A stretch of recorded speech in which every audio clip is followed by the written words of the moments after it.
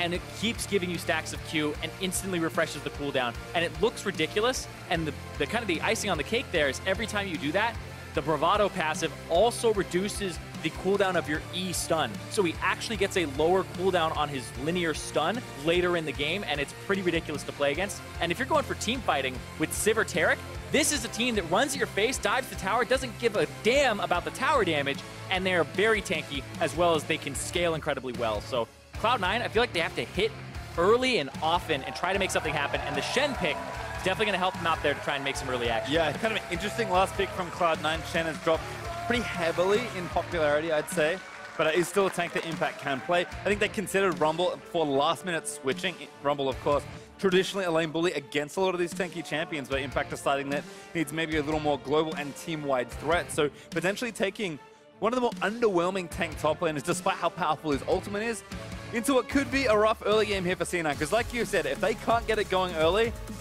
they're going to run into so much trouble in the mid-game. Yeah, and I feel like the top laners for Cloud9 right now, it hasn't so much been that, oh, you know, Ray already used his feet. Oh, here comes Jensen. Feel this invade. Jensen's going to roam up as well.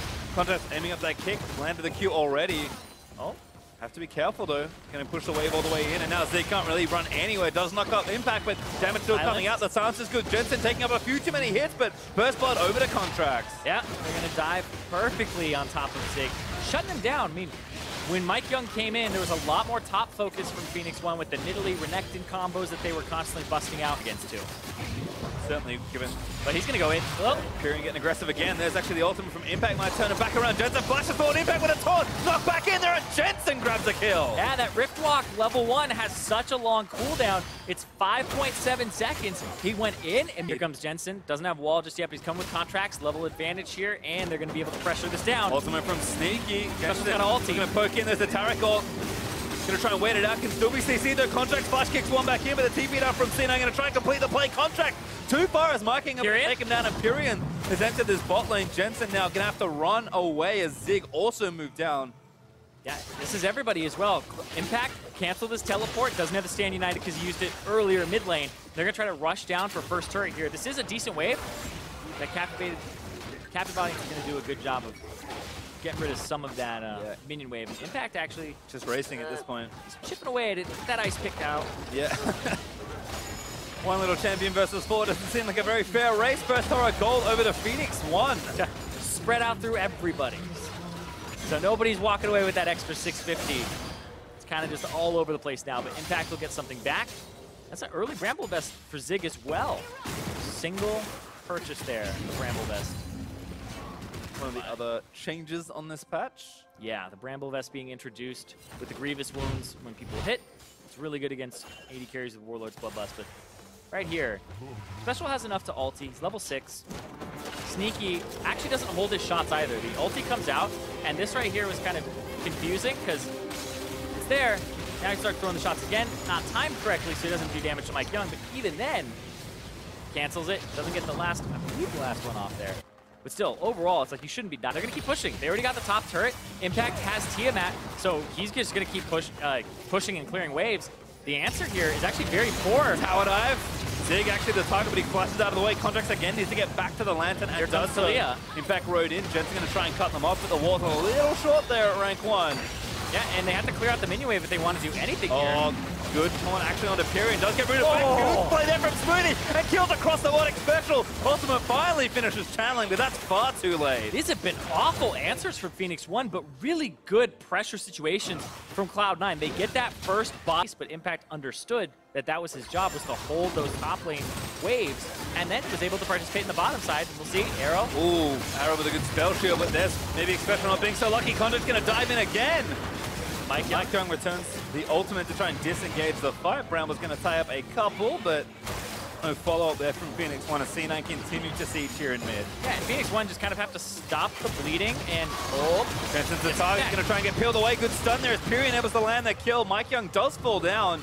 The ultimate from Special to try and continue the play, but Jungler dead, so no more engage. Well, also at the same time, Impact 30 CS up, shoving the bottom wave.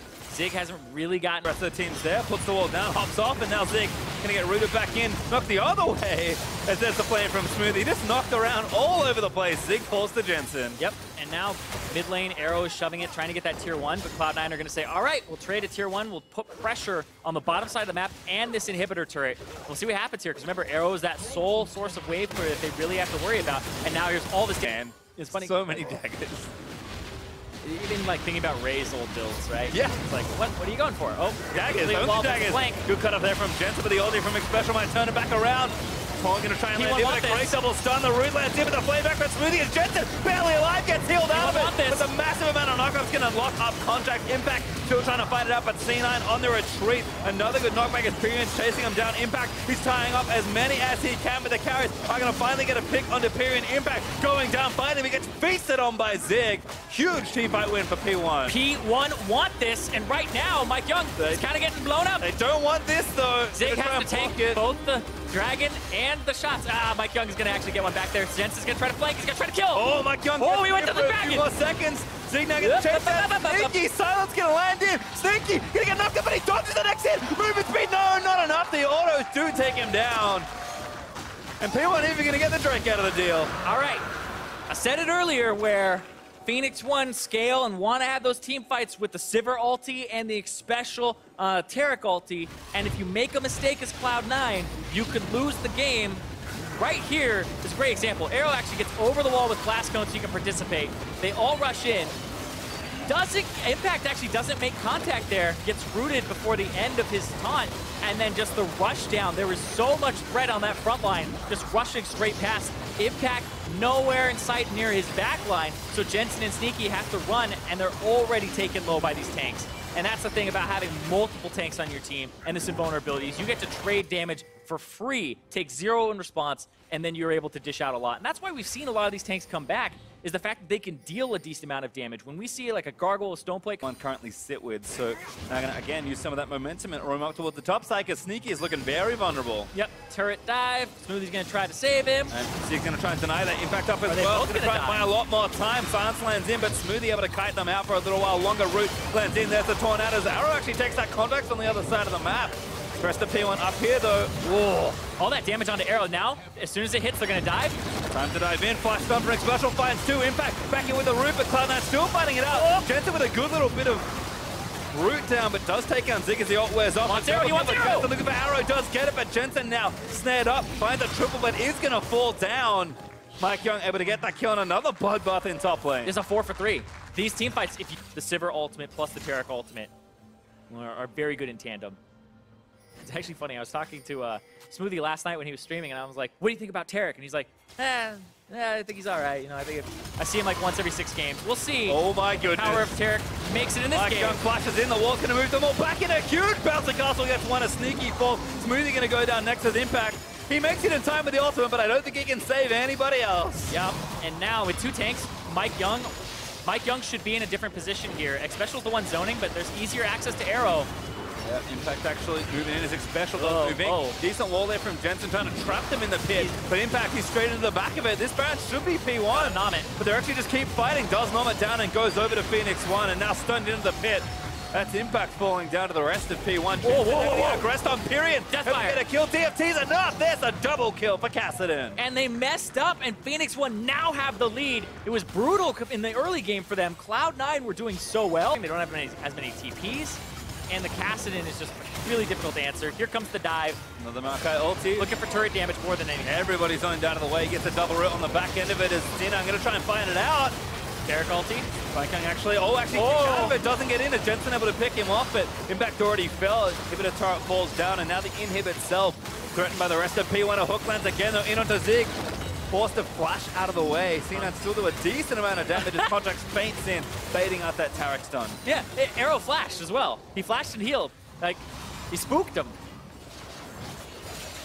Well, C9 still take a lot of hits there as Phoenix 1 able to knock down the turret in that top lane. Inhibitor will stand, so a bit of breathing room for C9, but a monumental Baron power play to give P1 the lead. Yeah, and so here comes the Maokai ultimate just being used. Nature's Grasp just to make sure that everybody is zoned away. They'll push Sneaky back, they'll push Contracts back, And then Jensen has the wall to prevent the retreat. Really well played there on the Talia. And then the kick out there to kill Mike Young and make sure he doesn't get the invulnerability. They get the turret, and they don't get much more after that. They get some inhibitor damage. Then this is going to end up forcing the Cho'Gath flash. And it's also going to get the flash out of arrow. Starting it. Yep. Oh, all the wards. I mean, they get a little bit of temporary vision. They're actually going to continue to give them vision here. Zig is kind of in charge of the smite duties here. Yep. They have Taric ulti. Gonna try and kill it special, but he's just a little too tanky. Good knockback again. The invulnerability's coming down as Mike Young already taken down Impact. Smoothie bound up by the Nature's Grasp. Empyrean dominating takes him down as Jensen followed in from the root. Empyrean's gonna flash forward and knock them all back. Empyrean gonna grab that double. Sneaky, one of the few remaining members now dead as Arrow gets Zakiel on contracts, who cut the wave as best he can, but P1 gonna try and end through. They don't want that wave. They're gonna go through top, exactly like you said, Pastry. Phoenix 1 trying to strike back here. This is most likely to end the game here with 30-second death timers. Respawn's a little too long. TP in from P1. Cho'Gath will return to the scene of the crime. Nexus turret 1 down. Nexus 2 soon to follow, and Zig, a celebratory righteous glory romping through the Nexus. Phoenix 1 gonna tie it all up and force a third game. This series has been so much fun so far. Two very different team comps played to excellence by both sides. And I feel like if there was a title for this series, it's Welcome to 7.14, because everybody is just playing all these different champions, and we're seeing like the Kayn come out and it's like, well, maybe we can't deal with that. Ban it away. They take the Cho'Gath and Maokai, and people are figuring out now through trial